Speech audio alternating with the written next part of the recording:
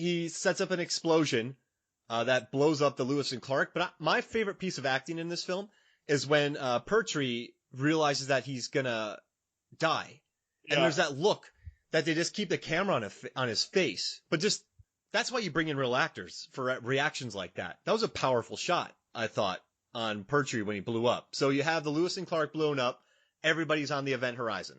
I'm reminded, actually, even though it's a more cheeky, funny scene, of right before Gary Oldman explodes in The Fifth Element. It's one of those scenes where it's like, you couldn't have had this in script notes and expected it to come out like this. Yeah, no, yeah, for sure.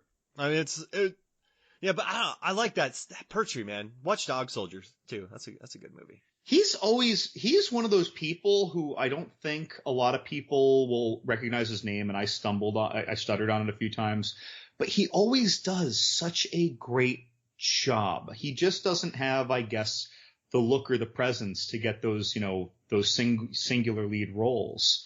But he's great. Everything he touches, I love. So we got, what else is he? He's you're right. He's one of those guys where you're like, oh yeah, that's where he's in. That's it. It's like he's one of those actors. It's like there are a lot of actors where if you say name one of their films, people would normally struggle to do it. But then when you show them a scene, like, oh, right, that guy. Yeah. That's him. Except he's that guy who really brings something special instead of just being good because he has a look or something. He does very well. But so now things are good. Poor guy explodes. And yeah, he has a wonderful face. I think that Anderson was even saying like they were just going to cut it, but he did such a good job. Yeah. They just left it on his face. On that expression. And so now things are going bad, and Lawrence Fishburne knows that, or Captain Miller, that is, knows that Dr. Weir is going a little crazy, and he starts warning people. And now Weir, is fighting kind of for the ship's interest, and it's getting weird. I can't remember who the very next victim was, but I mean, Quinlan. Well, she died. The ship takes care of her. Yeah. But she's the next because everyone else is still in play. Because Baby Bear is in cryo because of his injuries. They saved him from going out the airlock. Cooper's out working. Jolie's, I forget where she was with.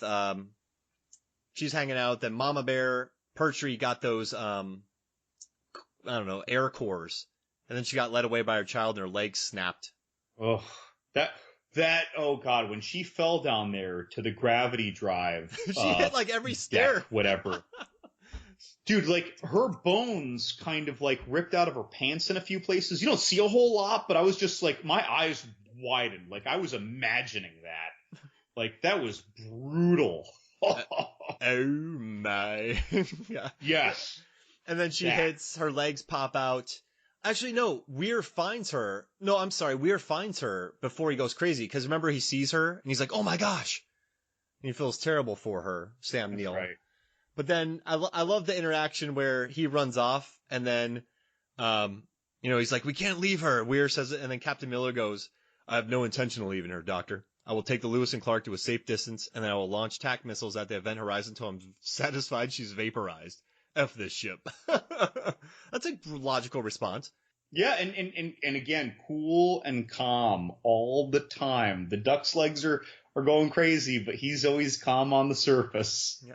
And it's interesting, remember on the commentary, these two had a hard time kind of acting together because Fishburne knocks out his takes in the first 3, but then Sam Neill needs a lot like time to get into his character. Yeah, that was interesting. Yeah, so it's like Lawrence Fishburne prepares a lot, and yeah, he degenerates when they keep trying to change it. And Sam Neill likes to find his character in the scene. That's really, and they even brought up, I think that's why they you usually don't have them both in the shot at the same time. Yeah, single shots. Yeah, that's actually really. Because I would have, if I were to guess, I would have actually guessed maybe the opposite. Yeah, it's, I was going to say old school actors, but Sam Neill's older than Fishburne, I believe. But people of that time, there are like Terrence Stamp, Michael Caine, a lot of these actors, Christopher Lee, they're just 1 or 2. So maybe it's like an old school type of thing where I did my line. I'm an actor. I don't need 47 takes. So I wonder if that's... So you got what you're going to get. Yeah. But yeah, so I mean, Sam Neill gets evil. He pulls, I don't know, he pulls a little Hellraiser shenanigans on poor Jason Isaacs, Dr. Oh DJ. yeah. He disembowels him, hangs him by hooks, Yeah. and his guts are out on the table, and That's crazy. You know, in the NC-17 cut, they left his gut in him so he could still be alive, and they had a dialogue scene with him just at the table. I would have loved that. So it's like he's completely, everything's out of his body, but everything's still attached, and they're still talking to him. So they had to cut all that. Oh, I'd love to see that. And like lifts his head, and guts are everywhere. Yeah, that one felt very quick for me because I like Jason Isaacs. That kill was pretty quick. Yeah. It didn't get a lot of draw, but I mean, it wasn't just like a random throwaway slasher kill, but I agree. He didn't get what he deserved. Like Kathleen Quinlan, you saw the whole thing from start to finish, you know, her getting into the fear zone, her, you know, being fooled by the ship, the terror of realization, and then the outcome.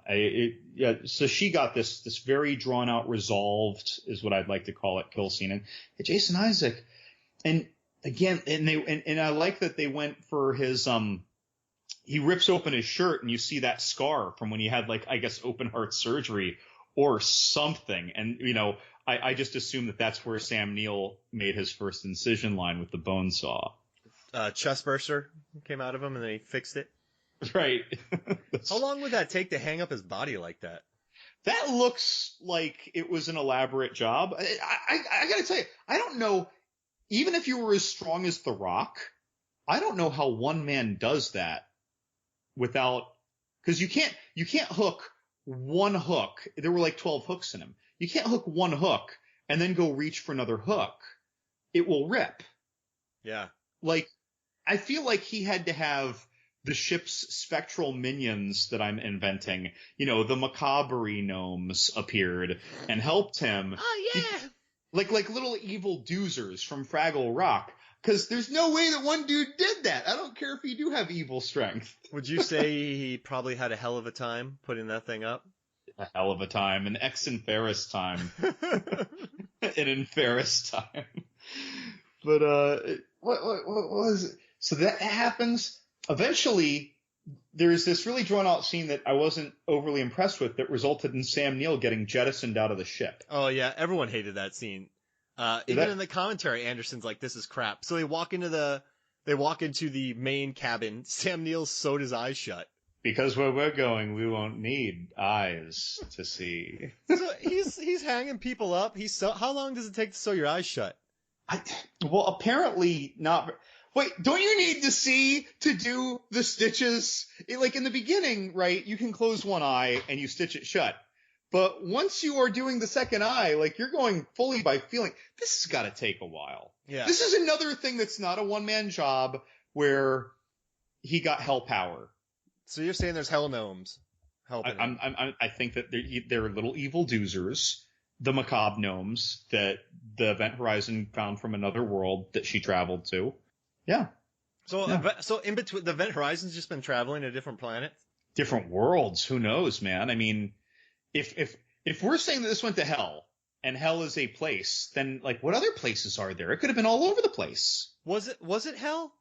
Well, they kind of loosely say that she's gone, you know, beyond something that we're capable of, that of flippity floppity flip, and we're getting these visions. Gotcha. But I don't think they were that specific, actually. I might just be inventing that. After seeing the movie a couple dozen times, I've developed my own mythology, perhaps, of the movie. No, yeah, you're close with this, man. Like, there's some things in here, like with Baby Bear, I never even thought about. So, it's good. It's good. I just like that. But they do specifically say, save yourself from hell in Latin. Oh, yeah, you're right. And we do see people fornicating to death while murdering each other, sort of. And like, I mean, it seems hell. They could have just gone to some. Oh, you know what? At some point, they even say she went to a place of pure chaos. Yeah.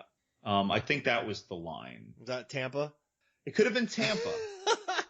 It could have been Tampa. It's. So, I mean, it's just, I like that she's traveling around doing evil. That kind of makes me happy. But, yeah, so going back to that scene, like, the glass gets smashed open, right? And everyone's falling out into space. Sam Neill gets sucked away, which is pretty anticlimactic.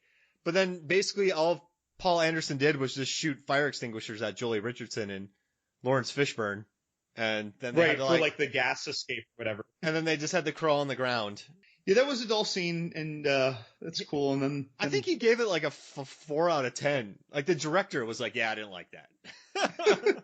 I mean, look, I mean, even Legends of the Fall had some slow parts. Yeah. And also there's a scene in this movie during the commentary. Anderson's like, "That's a bad shot." He's like, "I did not." He's like, "I did not do a good one with that." I like that though. You know, it's so like just honest. It's like he said other times like I don't know how I made this look this beautiful. Like, and then later, that's a bad shot. He's all over the place. He just seems very honest and just he's really pleased with what he made, and he's really, you know, just practice. He knows what he did and didn't do well. It's cool, and he's not trying to hide it. Some people hide it. Yeah. Oh yeah. Like they won't admit it. They'll be like, yeah, you know, this is wonderful. Like they want you to think it's wonderful because they say this is wonderful, and you're just like looking at, I don't know, something stupid like a dog eating dog food, and they're calling it art. Yeah. I don't know. I just went to a weird place here. Save me. I don't know what just happened, Mark. No, I think it's true. Some people don't want to admit that they've had a bad shot, and I think they definitely compliment.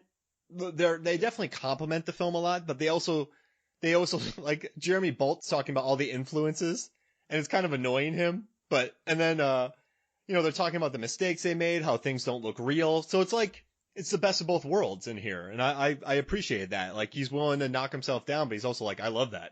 I would do that, dude. If I made a sweet ass movie and I'm doing the DVD commentary and there's a great shot, I'm gonna be like, yeah, that was my idea.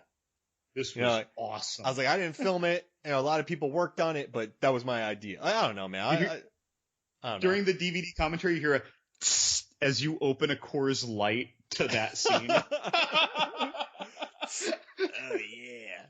yeah. Now, you know, in the original cut, so what happens is the ship blows up. It's down to Cooper, Stark, and Lawrence Fishburne, and Cooper and Stark go to one end of the event horizon to take off because Weir has scheduled it to go to hell, I believe, and it's up to Fishburne to separate the ship from blow up the middle part. So then the two ends. It's like a dumbbell. Think of a dumbbell, and then he wants to blow up the middle part, but then he gets into a fight with Sam Neill, who in the original it was just a Burning Man. Sam Neill never came back in the first one, and audiences hated it. But now he's back because the ship brought me back. Yeah. She wouldn't let me go. And he's in that crazy prosthetics where he's all cut up and it was freezing. So he was like really cold, but he couldn't go next to the heaters because his makeup would melt. Can we take a moment to appreciate that, like while Anderson acknowledges a bad shot, the ship is like, oh, and I made Sam Neill so evil that he sewed his eyes shut. I didn't like that. So the ship brought him back with his eyes. Yeah. Like the ship disapproved. Like, Sam Neill, you went like full crazy. I needed you at like an 8 and you went to like an 11. So here are your eyes. It's like you join a biker gang and you go too far. I'm going to make you look like Pinhead before the wounds were cauterized and he got his nails. Yeah. I like that idea. And naked. Yeah. So what I'm going to do, Sam Neill, is you're getting your eyes back and we're taking off your clothes. Right. Like, oh, great. And they get all the blood flowing around, the big blood geysers, the fights, Lawrence Fishburne on fire. Yeah, so I don't know, I thought that was pretty, I don't know. The ending. It was an over-the-top scene that remains really fun. It felt like they were trying to do a little too much for me, and yet it's still very satisfying, though, because it's so over-the-top.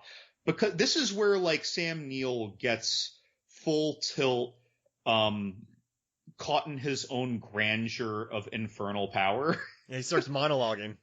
Yeah, exactly. It's like, I'm going to kill you, but you're going to hear these 2,000 words before I kill you. Yeah. And he looked cool, and then Lawrence Fishburne gets a hold of that pipe and he starts whapping him in the head with it. And he catches it because it didn't hurt him anyway. Yeah. And then good old Fish blows up the ship. And you know what's kind of crazy to me is the three survive